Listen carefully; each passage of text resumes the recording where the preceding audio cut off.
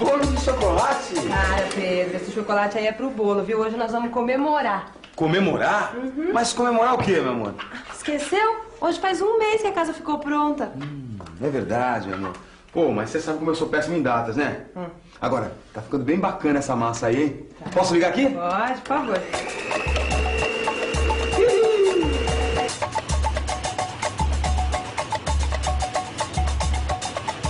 Isso me lembra a gente fazendo concreto. Era o início da nossa obra. Ou seja, as fundações e o contrapiso da casa. A palavra fundação refere-se ao embasamento da casa, ou seja, a parte da obra em que o peso da casa é transferido ao terreno. Foi uma decisão bem difícil. A gente tinha duas possibilidades diferentes de fazer o concreto, mas o seu Freitas, lá da loja de materiais de construção, é que nos explicou. Bom, uma primeira alternativa é comprar o concreto pronto. Ele é trazido para a obra em caminhões betoneira. Assim vocês não se preocupariam em comprar o cimento e não ocupariam espaço da obra com cimento, areia e pedra. A qualidade e resistência desses materiais seriam garantidas pelo fornecedor. Vocês não precisariam de uma betoneira na obra, economizando água, energia elétrica e mão de obra. O concreto já vem na proporção certa e com a quantidade de água correta, evitando o desperdício de material. Afinal, o produto que vocês querem é o concreto e não seus ingredientes. É, parece uma mão na roda, hein, meu amor? Mas, concretamente, quanto que isso custaria? Bom, Pedro, aí é uma questão de calcular e comparar com a outra alternativa. E qual é essa outra alternativa, seu Freitas? Fazer o concreto na obra. Aqui, ó. Aí vocês podem alugar uma betoneira. Ela pode ser encontrada em anúncios nos jornais ou nas páginas amarelas da lista telefônica. Mas nesse caso é importante planejar e calcular bem os dias que vocês usariam essa betoneira. Afinal, alugar uma betoneira por pouco tempo pode sair barato, mas alugar por mês pode sair bem caro. A gente poderia alugar só quando precisasse. Aí você gasta mais no aluguel de carreto do que na betoneira. E eu não posso fazer o concreto no chão? Ô, Pedrão, mas aí é forçar demais a barra. Não, isso nem pensar, nem pensar.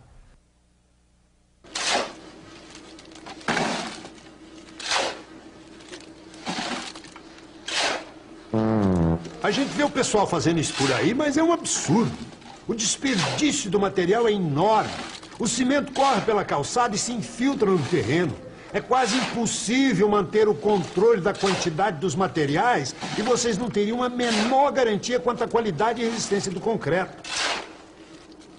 Fora isso, a velha armadilha de se gastar muito mais do que se esperava.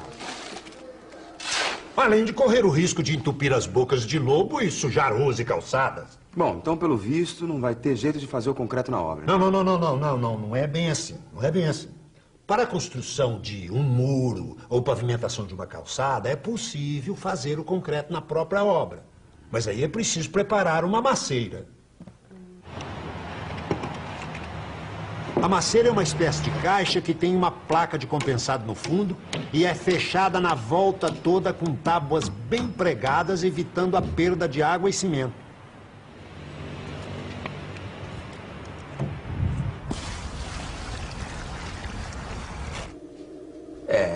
Fazer a massa no chão ia dar o maior bolo. Por isso, eu e a Leila, depois de muita conversa, a gente resolveu alugar uma betoneira. Porque assim a gente mesmo faria o concreto, com uma melhor qualidade.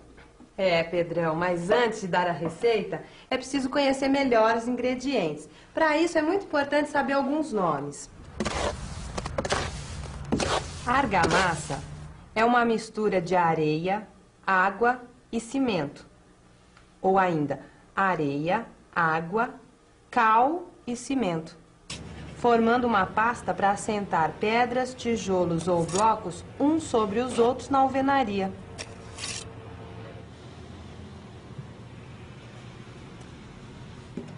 O concreto é uma mistura de cimento, areia, pedra britada e água.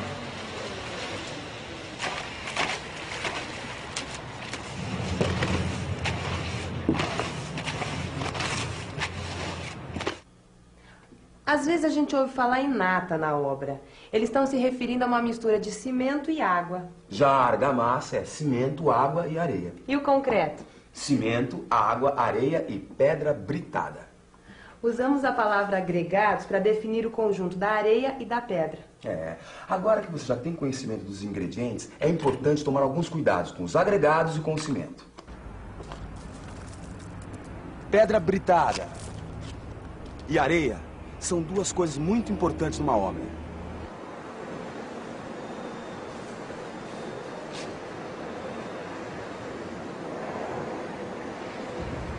Dois cuidados devem ser adotados com esses materiais: o recebimento e o armazenamento. No recebimento e na compra, deve-se exigir um material limpo, sem resíduos misturados como raízes e galhos. No armazenamento, deve-se fazer um cercado com madeira ou blocos de concreto, para evitar que o material corra com a chuva. Aliás, o correto é que eles sejam cobertos com uma lona, para evitar que fiquem encharcados ou que o vento leve a areia.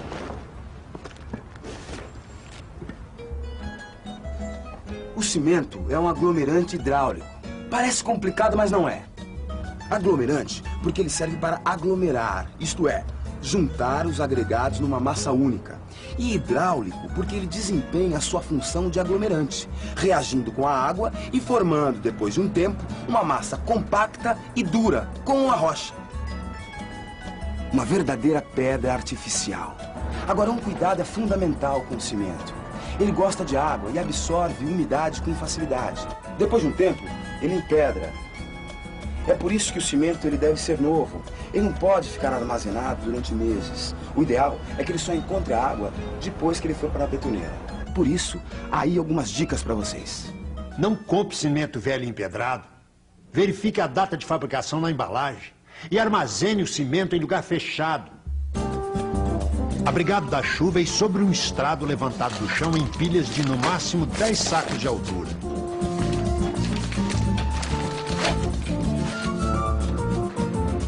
Se você não tem muito espaço na obra, não compre muito cimento de uma vez. Posso dar uma provadinha, meu amor? Pedro, o bolo ainda não está pronto ainda. Mas deve estar uma delícia, hein? Quem que te deu a receita? Foi a nossa vizinha, dona Dilma. Nada como alguém que conhece uma boa receita. Já que vocês optaram por alugar a betoneira e fazer o concreto, aí vai a minha receita. Para o concreto estrutural, nunca use menos de 350 quilos de cimento por metro cúbico de concreto. Calcule as proporções da mistura para uma quantidade adequada ao tamanho da betoneira.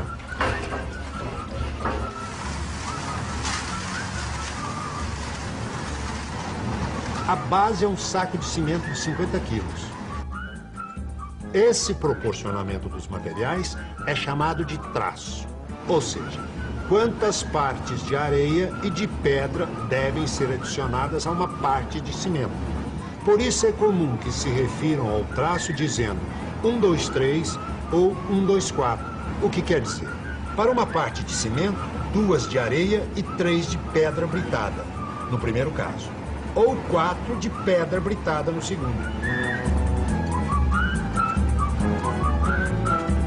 Esse proporcionamento pode ser feito por um engenheiro ou arquiteto.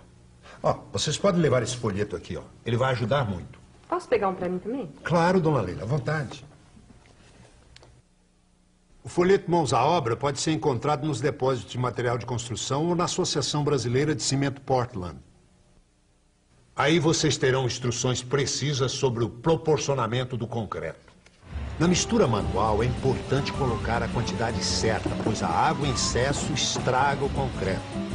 Espalhe bem a areia, formando uma camada de 15 centímetros. Sobre a areia, coloque o cimento. Mexa os dois até formar uma mistura uniforme. Espalhe a mistura formando uma camada de 15 a 20 centímetros. Coloque as pedras sobre a camada misturando bem.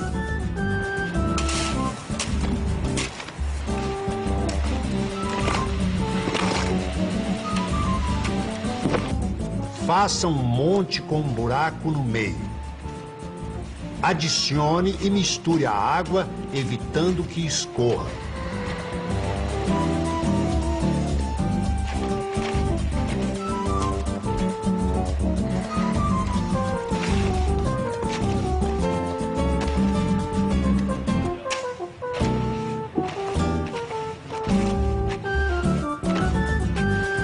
Quem optou por uma betoneira deve adotar essa sequência.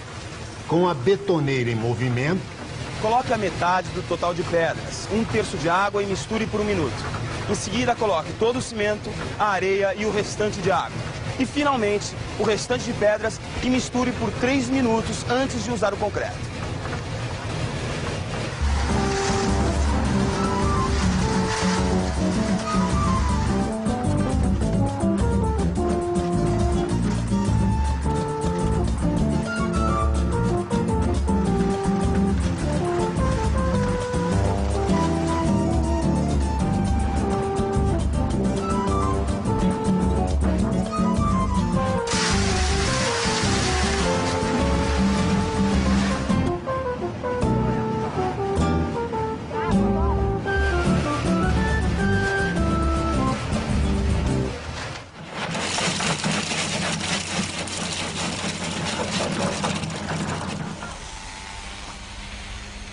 Nós alugamos um vibrador para adensar o concreto.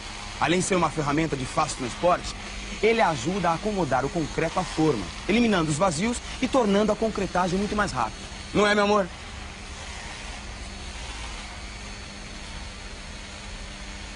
Retire o vibrador assim que aparecer água na superfície do concreto.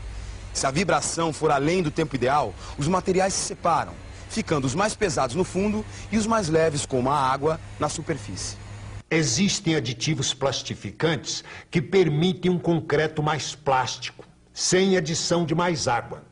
No caso de usá-lo, veja as recomendações do fabricante quanto à quantidade a ser dissolvida na água que vai ser adicionada ao concreto.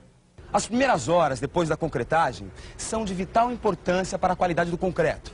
Para evitar que a água usada no concreto evapore com a ação do sol, é preciso cobrir o concreto com um lençol de plástico e regar com frequência.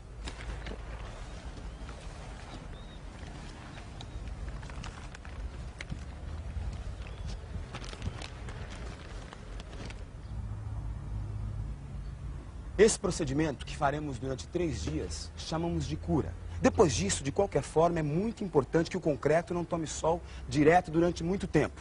O aquecimento e o resfriamento do concreto podem causar trincas e fissuras. E para evitar que isso aconteça, você tem que cobrir o lastro com jornal velho e sacarias de cimento e mantê-los sempre molhados.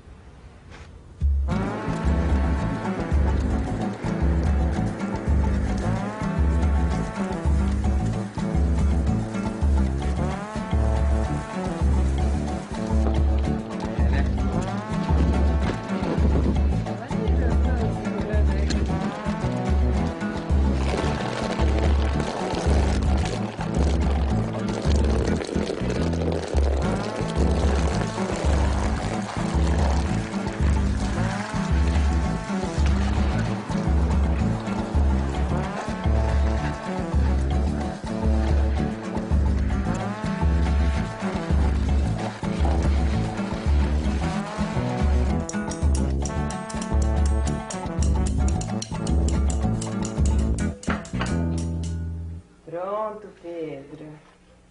Agora você já pode provar do meu bolo. Opa, agora vamos comer. Comer, Pedro. Comemorar. 1 mês de casa própria. Que massa, hein? Que consistência. Isso é a prova concreta de que vale a pena esperar. No próximo Mãos à Obra, você vai aprender a preparar e aplicar uma argamassa.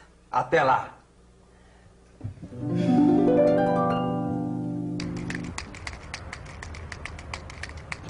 Primeiramente fazer a massa, né? A água e o cimento e às vezes o cal. A massa ali nós fazemos com areia, cimento e cal. E água. Traçamos para depois a assentação de blocos. Olha, a gente nunca pode deixar de pretender, né? Porque a casa da gente acho que é uma coisa que a gente...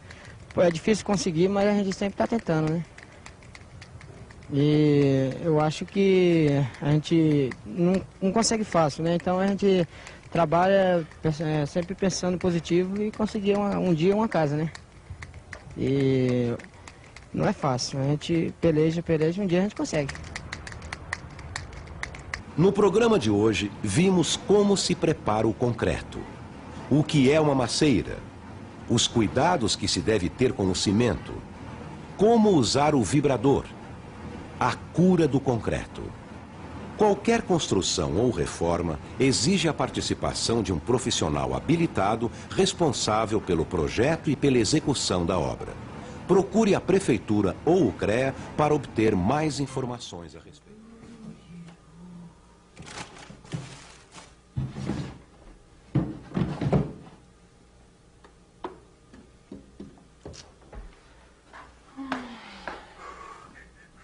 Tem nada aí, Pedrão. Tô procurando negócio pra fazer, mas não encontro nada. Que tal a gente fazer aquela torta de legumes que é a especialidade da tua mãe? Boa ideia. Eu vou procurar o meu caderno de receitas. Achei! Ai, Pedrão, o segredo dessa torta é a massa. Pra ficar bem gostosa, tem que caprichar na massa. Colocar os ingredientes certos, na quantidade certa e misturar bem. Ah, mas vê lá o que você vai fazer, hein? Não vai me fazer uma massa dura aí que nem uma tábua. Vou acabar quebrando um dente. Ai, Pedrão, vira essa boca pra lá. Foi-se o tempo que eu não sabia fazer uma massa direito, viu? Agora até massa de obra, eu tô craque. Ah, nem me fala em massa de obra. Eu lembro quando eu não sabia o que era uma argamassa. Quanto mais como fazer uma. Primeiro fomos visitar algumas obras. Foi aí que aprendemos que a argamassa é uma mistura de cimento, cal, areia e água. Existem vários tipos de argamassas e elas são usadas em todas as fases da obra, desde a fundação até os revestimentos de pisos, paredes e lajes. Tá errado? Tá errado? Ô, Antão.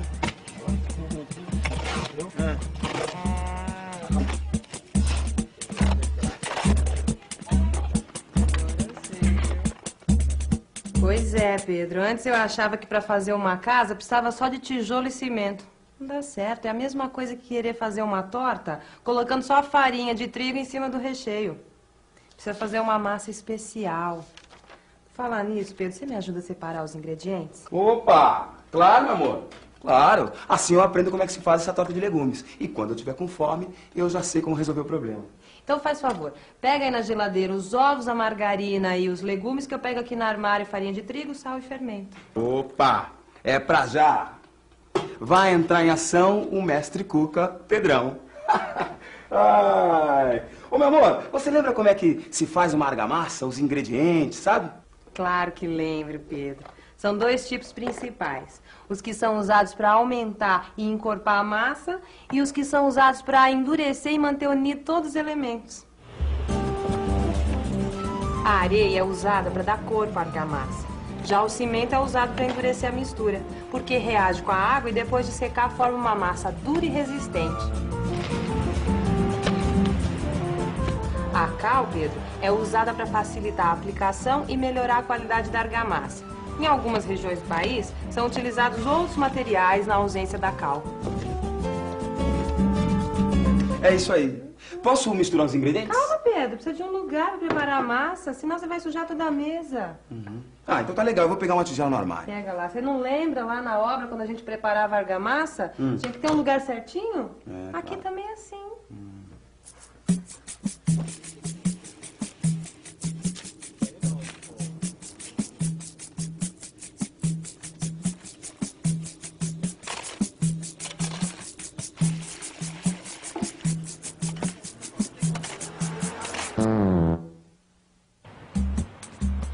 Na obra, a argamassa é preparada na maceira, que é uma caixa de madeira com tábuas dos lados. Assim você controla melhor a massa, sem desperdiçar material e sem misturar com a sujeira do chão, evitando entupir bocas de lobo e sujar ruas e calçadas.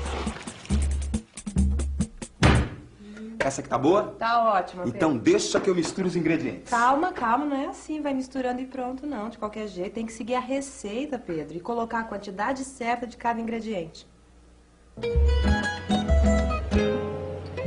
Lembra a primeira vez que a gente tentou preparar uma argamassa na obra? Foi um fiasco completo. A gente colocou muita areia e muito cimento. E a argamassa ficou tão grossa que não dava para aproveitar. Gastamos material à toa. Pois é. Aí nós vamos falar com o seu Freitas. A gente ainda nem sabia quais eram os tipos de argamassas. Ixi, Maria, não é assim que vai ficar.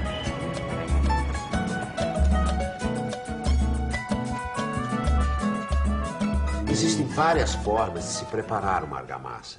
Depende da necessidade e do tipo de uso. Como assim, seu Freitas? A massa não tem que ser sempre igual? Não, Pedro, não. Depende de que parte da obra você vai fazer. Por exemplo, se for um piso, você deve usar uma argamassa de cimento e areia. E se for uma parede, seu Freitas, como é que faz? Bom, dona Leila, aí a senhora pode usar uma argamassa com cimento, cal e areia. As argamassas com cal são mais flexíveis, por isso aguentam melhor as mudanças de temperatura e umidade. Assim a senhora pode evitar a formação de trincas. Ah, entendi. Então é por isso que se usa argamassa com cal para revestimento de parede. É isso aí, dona Leila, é isso aí. A senhora está ficando uma entendida no assunto. Tô achando moleza fazer a massa dessa torta, viu? Não tem erro. Basta colocar os ingredientes na medida certa. Ah, Pedro, mas aí é que tá o segredo da receita. Colocar os ingredientes na proporção certa. Ué, mas é que nem preparar uma argamassa. Eu lembro quando o seu Freitas explicou. Basta colocar os materiais na proporção certa.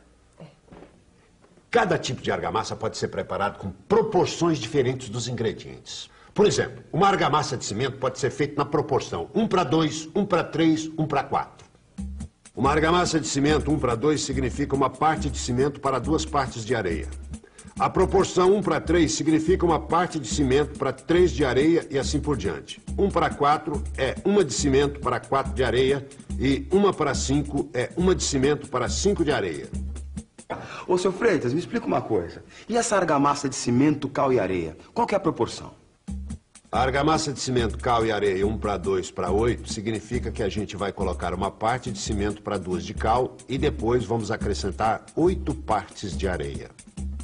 Que tipo de argamassa a gente tem que usar, seu Freitas? Existem algumas aplicações mais indicadas para cada tipo de argamassa. É o seguinte.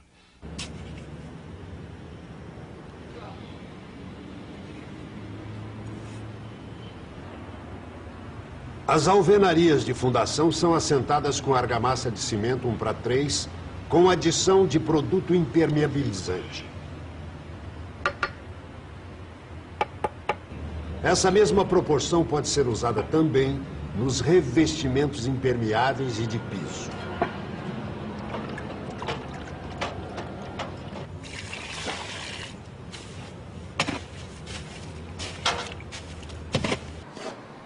Nas alvenarias de elevação, os tijolos são assentados com argamassa de cimento, cal e areia 1:2:7. E os blocos de concreto com argamassa de cimento e areia 1:6. Nas paredes e lajes, os pedreiros costumam fazer um chapisco para preparar a superfície. O chapisco é uma argamassa de cimento e areia 1:3 que o pedreiro joga forte contra a parede para aumentar a aderência. O emboço é uma argamassa de cimento, cal e areia 1:2:8, usado para nivelar paredes irregulares que foram feitas com tijolos maciços ou furados.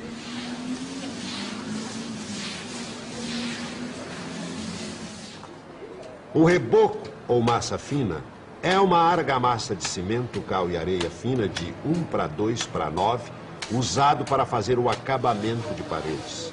Se a parede for feita com capricho, seguindo as recomendações técnicas, a camada do reboco pode ser fina, de até meio centímetro, economizando muito material.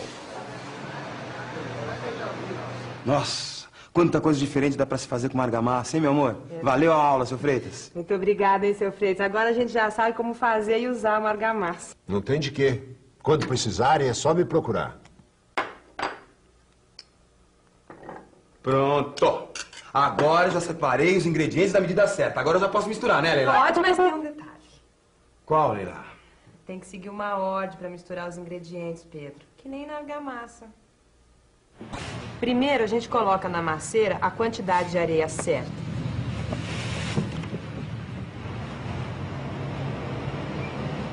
Depois põe em cima o cimento e vai misturando sem água, com um inchado ou uma pá até ficar de uma cor só.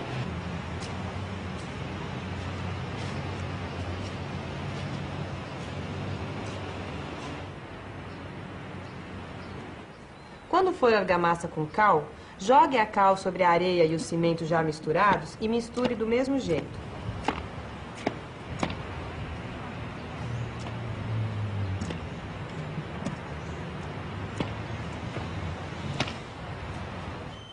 Quando tiver bem misturado, faz um monte e abre um buraco no meio, como se fosse um vulcão. Aí vai colocando água aos poucos e misturando a massa com a enxada, tomando cuidado para a água não escorrer para fora da macieira. O segredo é colocar a água devagar e misturar bem, até que a massa fique uma pasta, com uma consistência boa para trabalhar, ou seja, nem muito mole, nem muito dura. Outra coisa importante é preparar de cada vez só a quantidade que vai usar na hora. Senão a massa endurece e desperdiça material. Principalmente as argamassas de cimento, aquelas que não levam cal, que endurecem mais rápido. Que maravilha de massa, hein, meu amor? Olha só. O que a gente faz com ela agora? Agora é só esticar com o pau de macarrão, pôr na forma, colocar o recheio e levar no forno. Deixa que eu faça essa parte. Não, pera um pouquinho. Agora que eu peguei no pesado, fiz a massa, você quer fazer o acabamento? Ô, Pedro, saber fazer a massa é importante sim, meu amor, mas não é tudo, viu? Porque você encontra a massa pronta, sabia? Claro que eu sabia. Hoje em dia a gente tem massa pronta de macarrão, lasanha, pastel, de torta e inclusive de argamassa. É. Nas lojas de materiais de construção, você encontra argamassas preparadas que já vêm com aditivos especiais. Aí você fica livre do problema de ter que misturar os ingredientes na proporção certa. O que é melhor, mais rápido e mais fácil. E ainda vem com a garantia de qualidade do fabricante. Agora, no caso dos revestimentos de parede, você não precisa usar nem o chapisco. Ela gruda muito mais forte.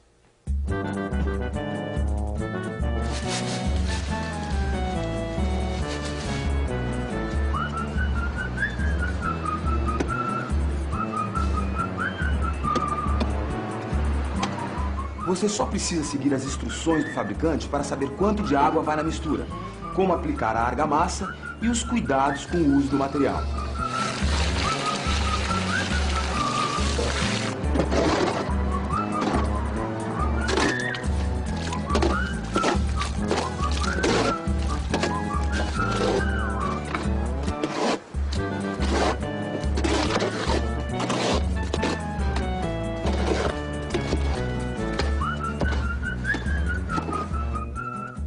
Existem argamassas preparadas para assentamento de blocos. Argamassas para revestimento interno de paredes de lajes e argamassas para colocação de ladrilhos, azulejos e cerâmicas, também conhecidas como argamassa colante.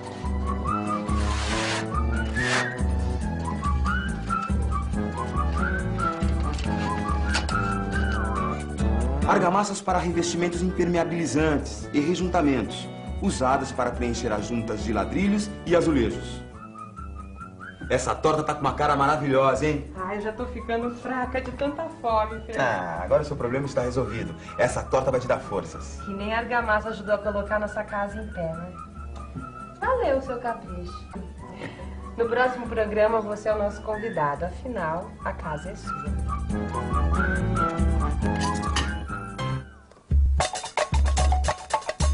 Lelinha, cheguei. Opa, que bom. Eu tô preparando um cafezinho, que seu Freitas vem visitar a gente hoje. Então eu vou tomar um banho rapidinho, porque hoje foi calor, meu amor, e o batente foi duro. Ô, Pedro, dá um beijinho. Ih, aí, chegou. Não vai dar tempo de tomar banho. Vou abrir a porta.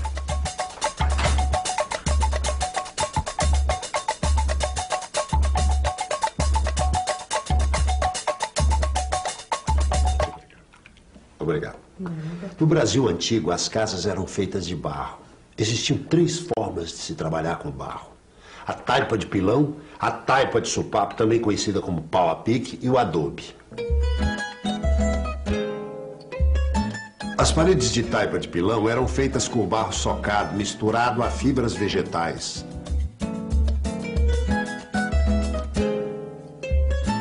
Boa parte da arquitetura colonial brasileira foi construída com essa técnica. São paredes grossas que fazem um ambiente bem quente e protegido. Na taipa de Supapo, construía-se antes uma armação de paus redondos e cipós. Lá o barro era comprimido e batido, por isso o nome, Supapo. Já as casas de adobe são construídas com tijolos crus, feitos de argila seca ao sol, que podem ser assentados com barro. Nossa, isso dá um trabalhão. Ainda bem que nós estamos na era do bloco de concreto. É verdade, viu?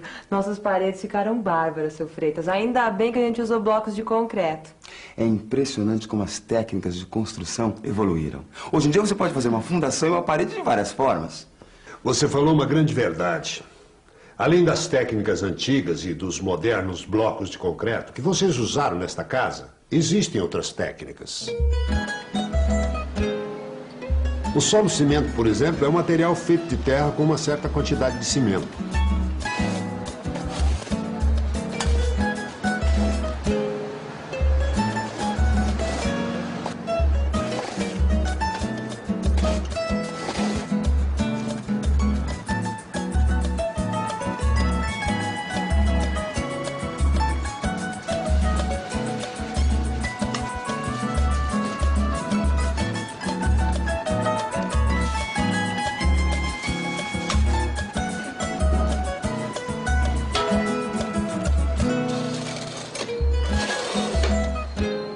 Depois de misturado, o material pode ser prensado.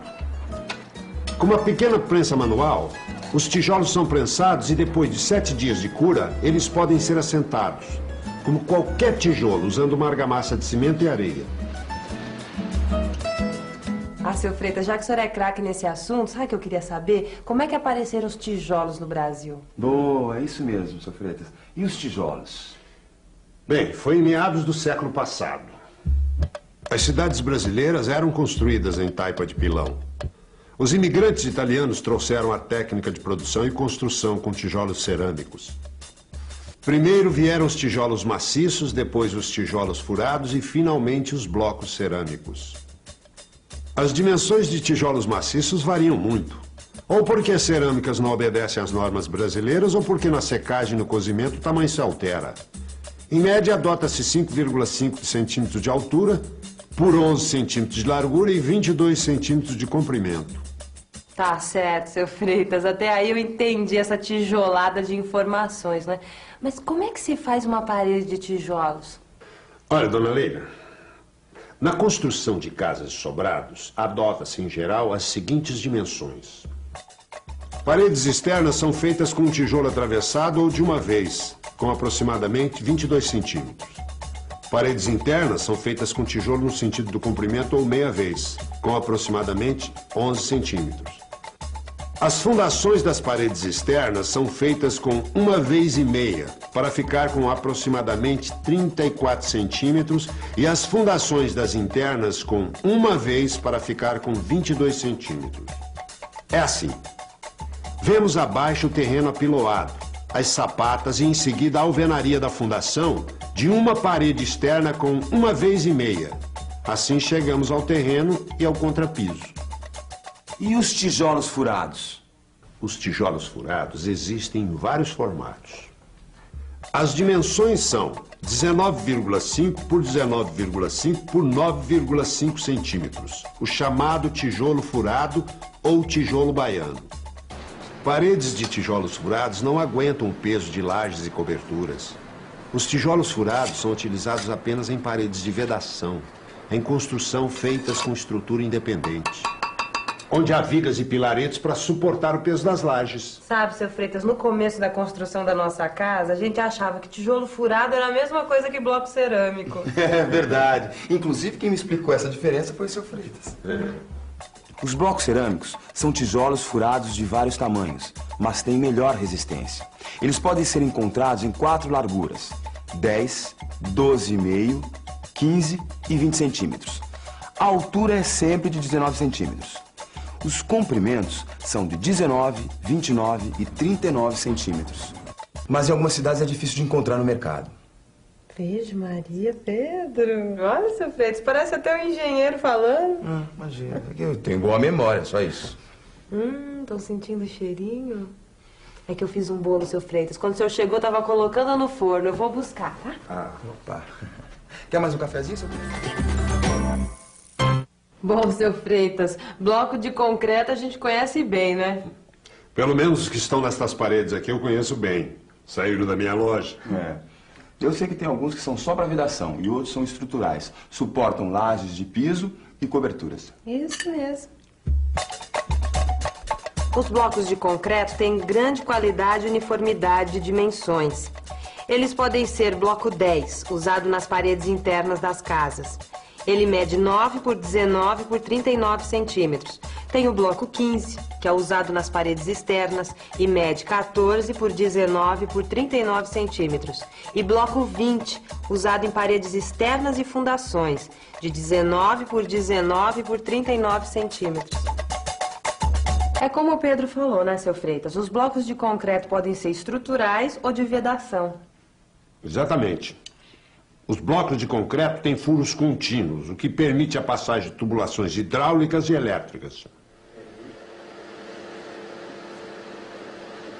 Os blocos estruturais são muito resistentes e aguentam até 55 quilos por centímetro quadrado. Por isso, são muito usados em prédios.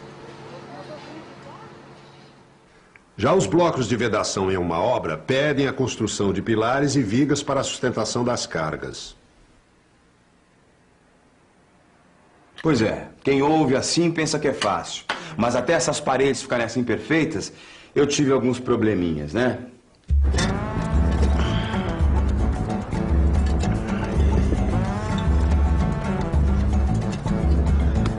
Ô Pedro, esses blocos que você comprou estão fora das normas. Normas? Observe. As medidas estão erradas.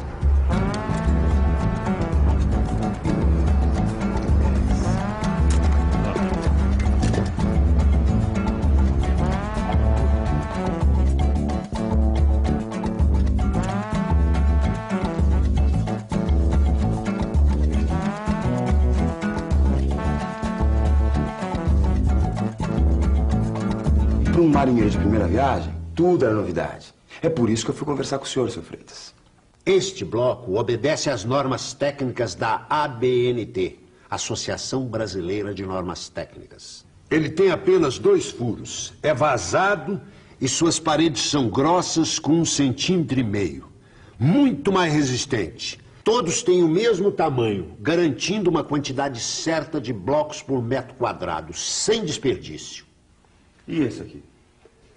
Este é o bloco canaleta. Você pode quebrar as paredes laterais e a parede interna. Ele é perfeito para fazer vigas de amarração entre as paredes e a laje.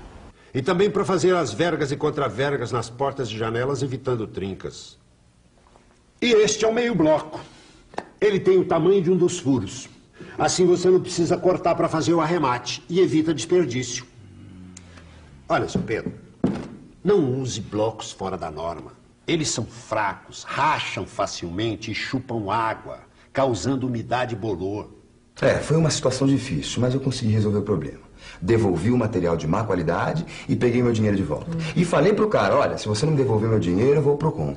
É isso aí. Um consumidor deve ser atento e exigente. Uma das vantagens de você usar um bloco dentro das normas é que a parede fica tão perfeita e lisa que você, na hora de colar os azulejos, precisa usar pouca argamassa, né?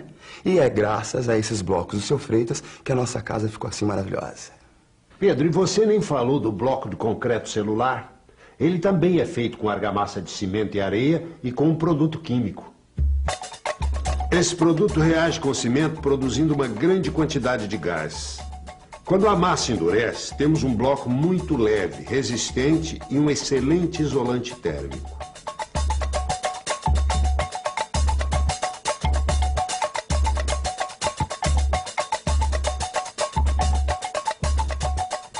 O homem evoluiu, hein, seu Freitas? Eu fico aqui imaginando a época em que eles só tinham pedras para construir.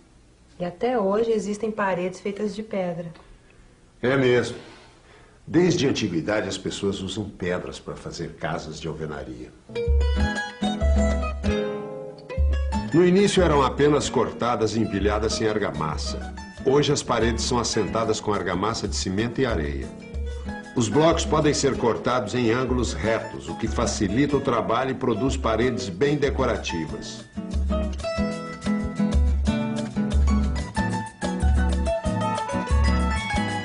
Que coisa, hein? Agora eu me considero um mestre no assunto.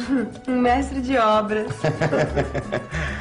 Bom, pessoal, meu horário terminou. Tenho que bater ponto com a patroa. Opa, e eu também vou tomar uma chuveirada, deixar a água cair, porque hoje o dia foi cheio e a conversa me deixou de miolo mole. É isso aí, pessoal. Semana que vem tem mais um Mãos à Obra. Tchau. Tchau. Tchau. Não quer mesmo mais um Obrigada cafezinho, pela né? visita, viu, seu Freitas?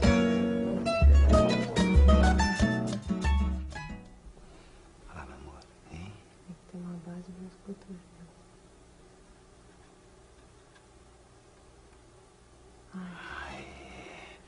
Tá ficando bacana o meu castelo, hein, meu amor? Tá sim, Pedro. Mas cuidado com a próxima carta, hein? Afinal de contas, seu castelo não tem fundação. Ah, mas isso aqui é um castelo de cartas, né, meu amor? Não precisa de fundação. Mas para sua casa ficar bem firme, você precisa construir uma base especial para aguentar o peso da estrutura. E o nome dessa base é fundação. Ela tem a função de distribuir o peso da cobertura, das lajes e da parede para o solo. Ai, quando a gente estava fazendo a nossa casa, a gente teve que aprender a fazer uma fundação. Opa. Como eu já disse, a fundação da casa depende muito do tipo de terreno onde ela vai ser construída. No seu caso, sapatas corridas com baldrame. Sapata corrida, baldrame. É tanto nome esquisito, seu Freitas, dá até arrepio na gente. Calma, Pedro. Por trás desses nomes esquisitos, existe uma ideia simples que não é difícil de entender. Bom, Leila, se eu falasse pra ele em virabrequim, ele também não ia entender nada. Eu entendo, que eu sou motorista, eu sou do ramo, eu tô sabendo do que eu tô falando. Agora, o senhor também não ia entender, seu Freitas. Pedro, deixa o seu Freitas explicar. Desculpa, seu Freitas, faça favor. Veja a fundação de uma casa nessa planta. Esse é o nível do terreno. Embaixo de tudo fica a sapata ou radier. Certo, seu Freitas. Mas agora eu quero saber como é que se faz a fundação. O primeiro passo é abrir as cavas.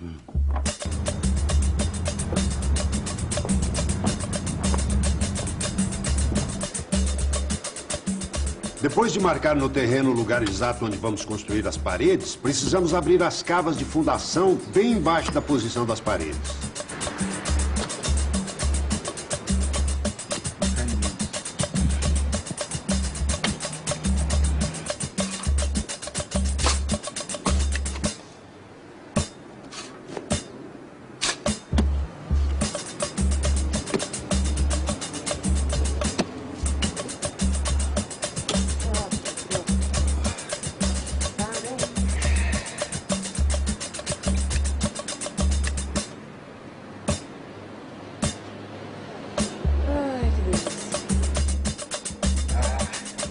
E que tamanho deve ser esse buraco? Se a parede externa tiver 20 centímetros de espessura, então a cava deve ter pelo menos 60 centímetros de largura e 50 centímetros de profundidade. Depois de abrir o buraco, vamos preparar a cava antes de concretar.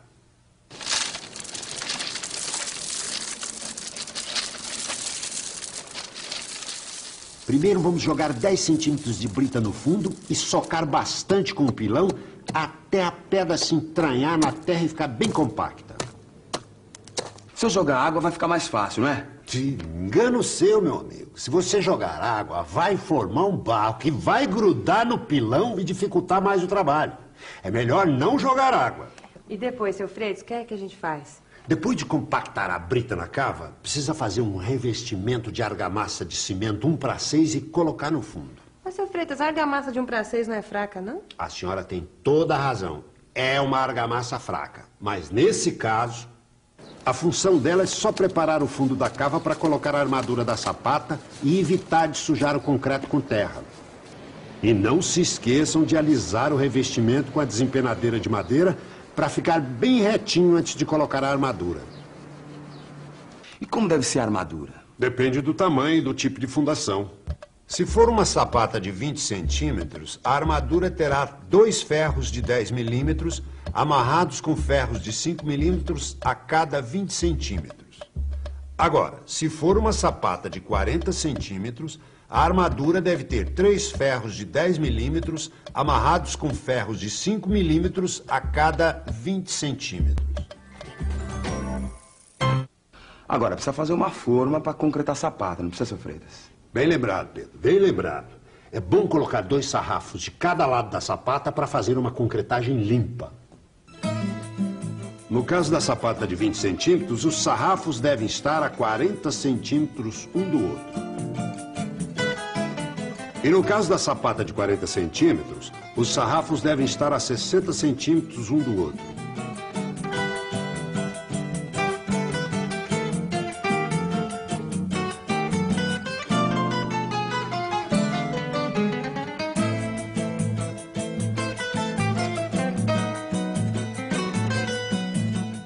Aí é só colocar o concreto na forma, né? Isso mesmo. Ah, seu Freitas, mas como é que a gente sabe a quantidade certa de concreto? Boa pergunta, Leila. Se a gente não calcular a quantidade de concreto antes, pode faltar depois. Ou então sobrar, né, Pedrão? E aí desperdiça o material.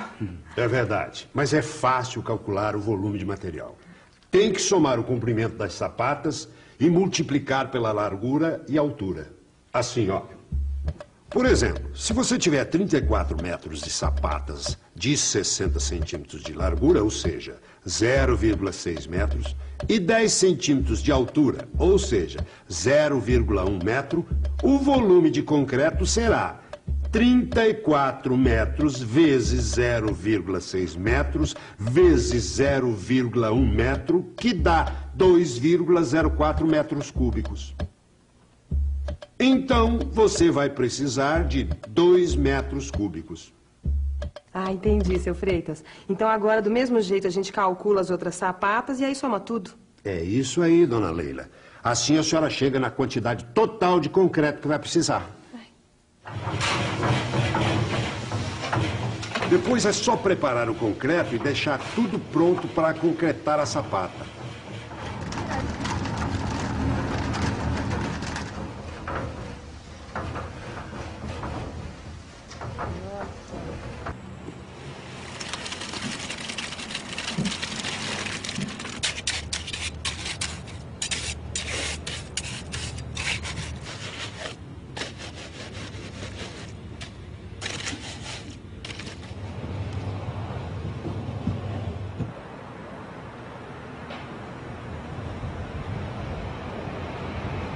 Quando eu vi a sapata sendo concretada, eu senti que minha casa estava criando raízes e que agora sim ela poderia crescer como uma árvore bem sustentada.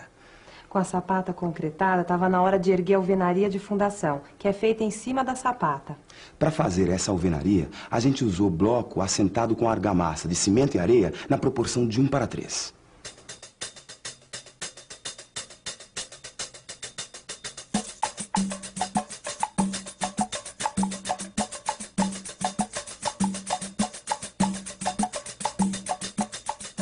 Uma coisa muito importante é manter o nível horizontal em cada etapa da fundação. Para isso, você tem que usar a régua de pedreiro e o nível, para ter certeza que a alvenaria não vai ficar torta.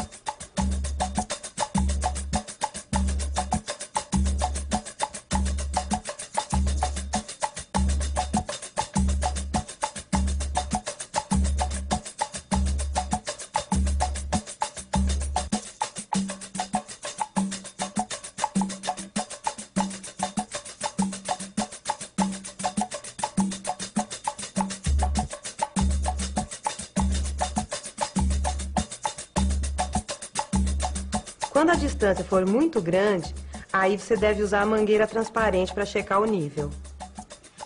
Para não dar erro, o melhor é você começar a assentar os blocos a partir de um canto da parede. Aí você estende uma linha nivelada até o outro canto, e assim fica mais fácil de controlar o nível dos blocos do centro da parede.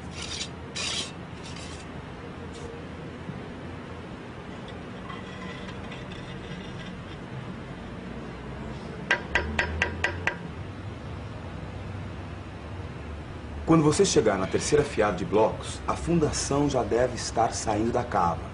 Aí, É só revestir todas as paredes da fundação usando argamassa de cimento e areia 1:4, com aditivo impermeabilizante.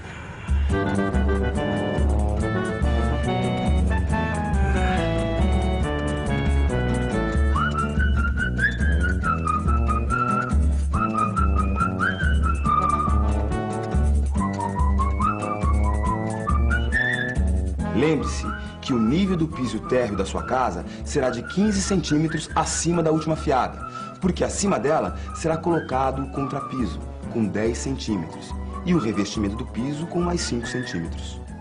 Nessa hora eu fiquei em dúvida, porque eu não sabia qual o nível certo para terminar a fundação. Aí a gente descobriu que o ideal é que o nível do andar térreo esteja pelo menos uns 20 centímetros acima do ponto mais alto da calçada em frente ao terreno. Assim vai facilitar a saída das águas da chuva e da tubulação de esgoto. No caso da tubulação da rede de esgoto, você precisa garantir pelo menos 1% de inclinação, ou seja, 1 centímetro de caimento para cada metro de comprimento. Se a sua casa tem 20 metros de comprimento e você quiser levar a rede de esgoto do fundo da sua casa até a frente da calçada, você vai precisar de um caimento de 20 centímetros. É isso aí. E não pode se esquecer de passar a rede de esgoto, a tubulação da rede de esgoto por baixo do baldrame. Mas não se preocupa não, viu? Porque no próximo programa você vai ver como preparar a rede de esgoto e fazer a concretagem do baldrame e do contrapiso. É isso aí. Não perca, hein? Afinal, a casa é sua.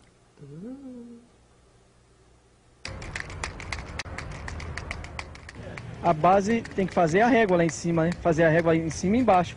E fazer a forma com a madeira para preencher o contrapiso, né? Com concreto. Com concreto para depois pôr o piso em cima. Tirar os níveis todinho, entrar primeiramente a rede de esgoto, primeiro para poder fazer o contrapiso. Vamos fazendo de acordo, sei lá, uma caixa de gordura, uma caixa separada de esgoto, de banheiro, essas coisas.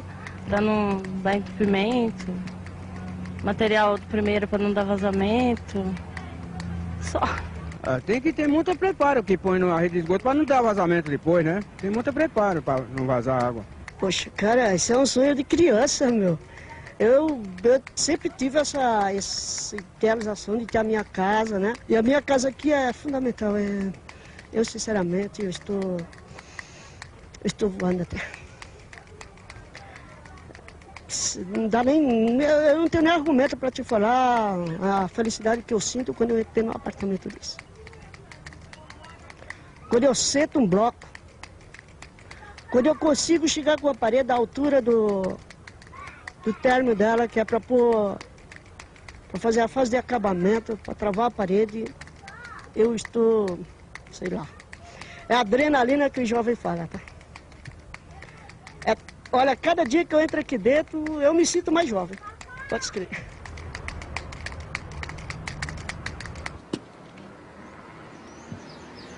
No programa de hoje, vimos como construir a fundação da casa, como fazer a armadura, como fazer as formas para a concretagem, os cuidados que você deve ter na hora de erguer a alvenaria da fundação. Qualquer construção ou reforma exige a participação de um profissional habilitado responsável pelo projeto e pela execução da obra. Procure a Prefeitura ou o CREA para obter mais informações a respeito.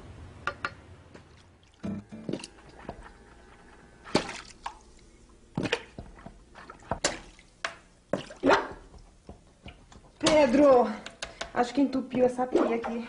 O que aconteceu, Leila? A água da pia não tá descendo, Pedro. Eu acho que entupiu aqui a saída de esgoto. Será? Mas esse encanamento nunca deu problema. Ai, cansei. Peraí.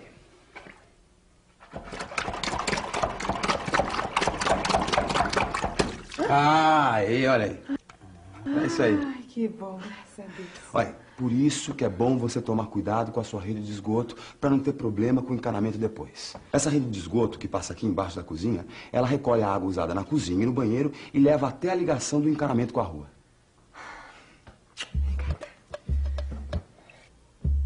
Na nossa casa, a água que vem da pia da cozinha desce por um encanamento até uma caixa de gordura.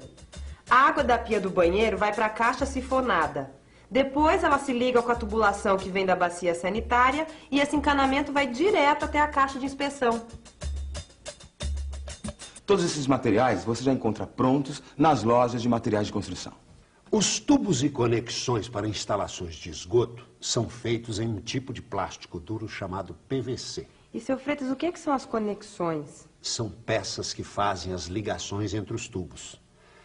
Esta aqui, por exemplo, é uma curva de 45 graus.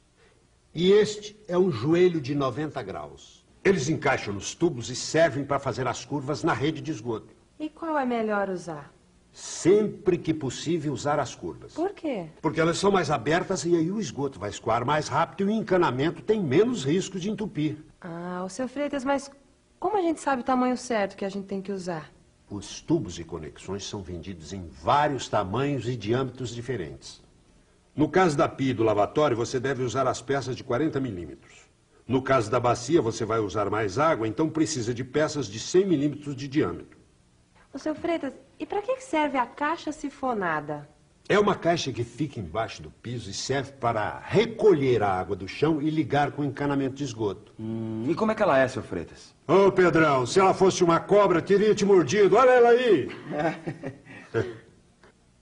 Aqui é a grelha. E aqui os lugares para encaixar os tubos do encanamento.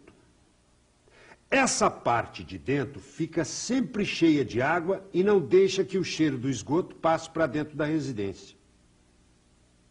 Ainda bem, seu Freitas, senão ninguém ficaria perto. Ô, seu Freitas, como é que eu faço para ligar um tubo mais largo num tubo mais estreito? Ah, boa pergunta, Pedro. Boa pergunta. Para isso existem algumas peças como a junção com redução de diâmetro. De um lado ela tem 100 milímetros de diâmetro e do outro 50 milímetros.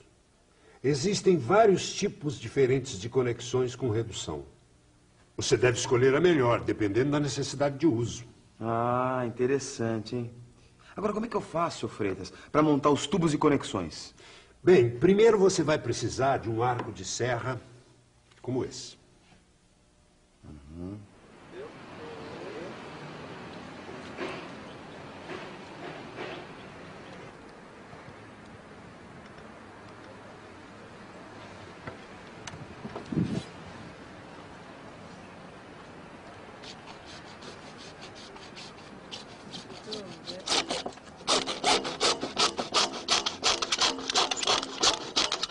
Com o arco de serra, você vai serrar os tubos no tamanho certo. Você deve verificar se todas as peças da rede de esgoto podem ser encaixadas nos seus lugares certos.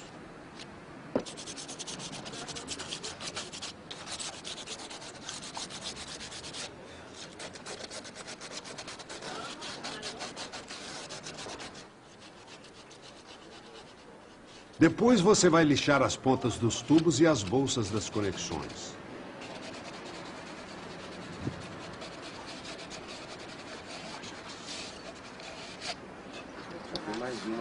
Lembra que o seu Freitas falou? Aí você deve limpar essas partes com uma solução limpadora. Vou passar nessa aqui também depois, né? É. Passa.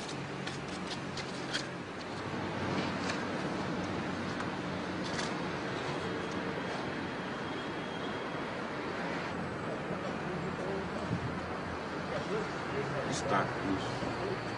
Passar o adesivo ou cola de PVC nos dois lados.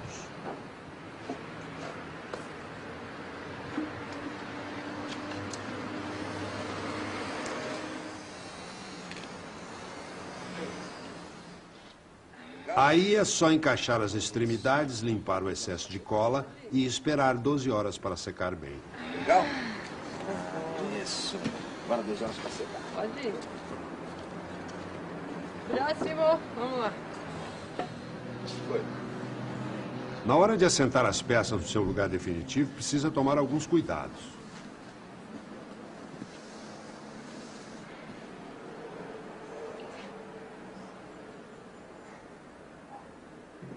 As pontas onde serão ligadas a pia e o tanque têm que ficar com uma sobra de 65 centímetros acima do nível previsto para o contrapiso.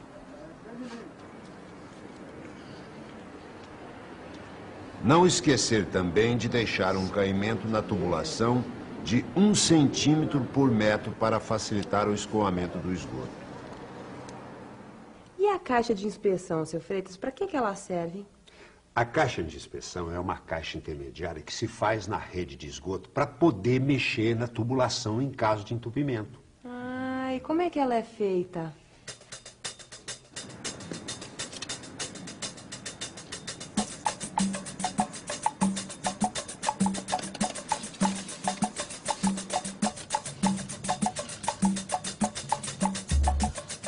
Ela pode ser construída em alvenaria de blocos de vedação de 9 centímetros e revestida com argamassa de cimento e areia 1:3 com aditivo impermeabilizante.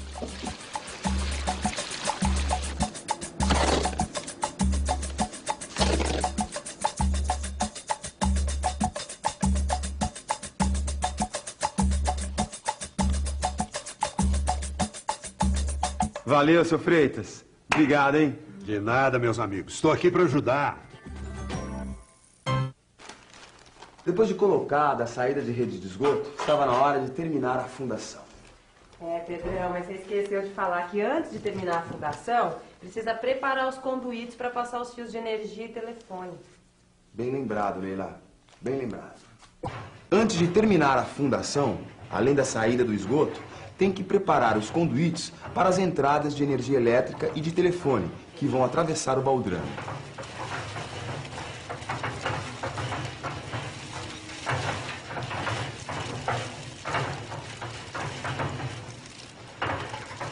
Agora sim estava na hora de concretar os baldrames e o contrapiso.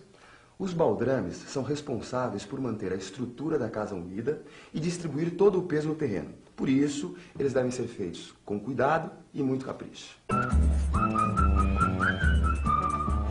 Para preparar os baldrames, que são vigas construídas embaixo das paredes, temos que seguir algumas recomendações importantes. Nas paredes de contorno da casa, é preciso deixar um encaixe na alvenaria para a construção do baldrame. Isto é feito deixando a última fiada de blocos com metade da espessura. Assim, nós vamos ter um vão de 20 centímetros de largura por 20 centímetros de profundidade. Depois, vamos preparar as formas de madeira para fazer a concretagem. Para o contorno da casa, vamos fechar a forma com uma tábua de 30 centímetros, pois o encaixe do baldrame tem 20 centímetros de profundidade e ainda precisamos de mais 10 centímetros para fazer o contrapiso, que é a cobertura da fundação.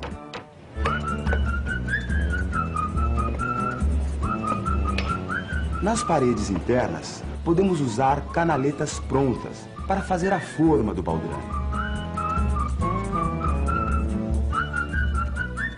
É muito importante nivelar bem as tábuas e as canaletas para o contrapiso não ficar torto. Depois de nivelar as formas, temos que preparar as armaduras dos baldrames. A armadura será feita com 4 barras de 10 milímetros de diâmetro, amarrada com barras de 5 milímetros a cada 20 centímetros. E aqui tem uma dica importante. Para a armadura não enferrujar, a gente precisa deixar uma capa de concreto de pelo menos uns 2 centímetros. Então, vamos fazer a armadura um pouco menor do que a forma, com 26 centímetros de profundidade e 16 centímetros de largura.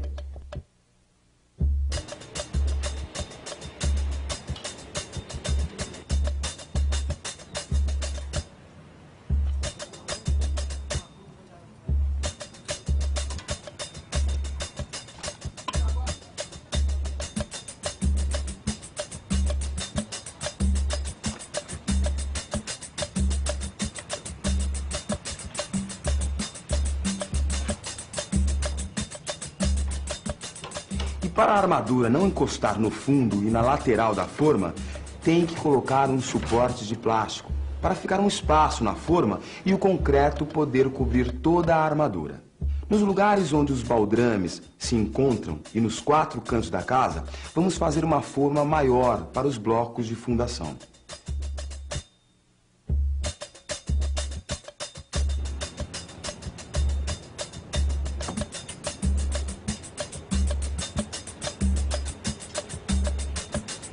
Nesses blocos, precisamos deixar também as barras de armadura para os pilaretes que serão construídos depois.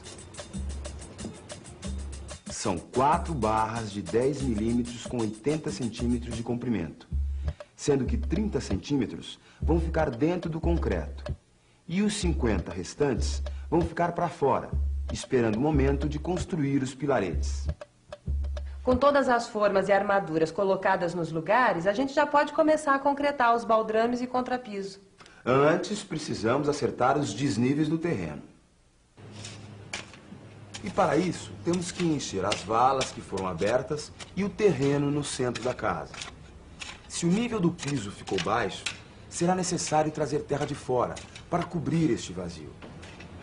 Para saber o volume de terra, é só multiplicar a área da casa pela altura que falta preencher. Cada caminhão de terra transporta entre 4 e 5 metros cúbicos. Mas é bom comprar um pouco a mais, porque você vai ter que compactar essa terra com brita número 2, para garantir que o aterro fique bem firme e compacto. A terra tirada da cava foi o suficiente para nivelar o piso. Nós não precisamos comprar mais terra. Depois de todos os cuidados na preparação, tinha chegado a hora de concretar. Como o contrapiso tem que ter durabilidade, ser resistente e impermeável, precisamos usar um concreto forte com consumo mínimo de 7 sacos por metro cúbico e aditivo impermeabilizante. Quando a concretagem chegar no nível da forma dos baldrames, você deve acertar o piso. Com a régua de pedreiro bem apoiada na forma, faça um movimento de vai-vem, para que o concreto fique horizontal e rugoso. Assim, vai ficar mais fácil na hora de colocar o revestimento do piso, porque a argamassa vai aderir melhor.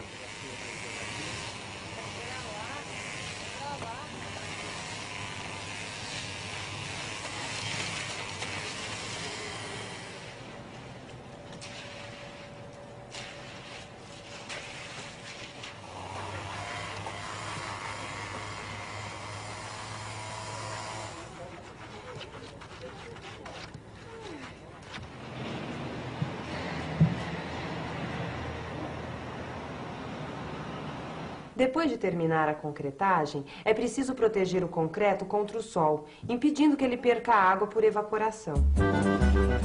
Basta cobrir toda a área concretada com um plástico preto, que aquece o concreto e ajuda o processo de cura. Mas atenção! Molhe o concreto algumas vezes por dia para que ele fique sempre molhado. É muito importante nessa fase que ele fique inundado mesmo. Deixe o plástico durante uma semana, sempre molhando o concreto e depois cubra-o com sacos vazios ou jornais para evitar dilatações que podem provocar rachaduras no piso.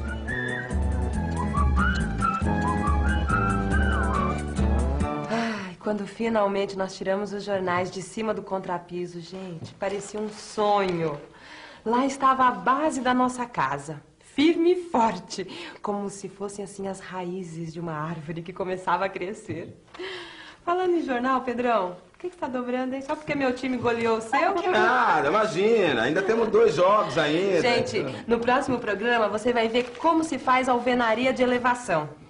Não perca, afinal a casa é sua. Desanima não, Pedrão. Ah, imagina. De time. Vamos lá. Esse aqui foi mas isso daí não, isso aqui olha aqui. E aquele outro jogo que teve aqui, olha aqui. Olha aqui, vê se tem caminho. Não, você tá...